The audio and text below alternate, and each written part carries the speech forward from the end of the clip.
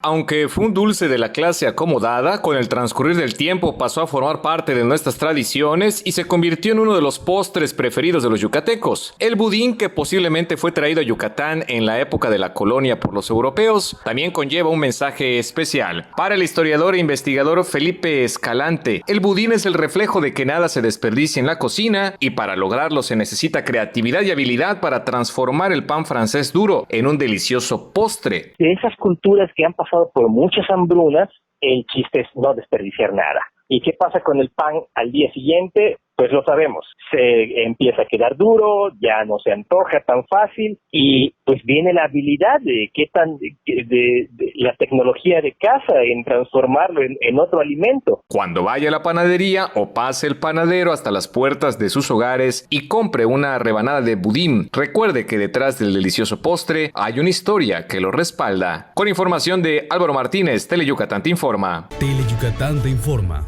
De lunes a viernes, 3 de la tarde, con Libden Ojeda.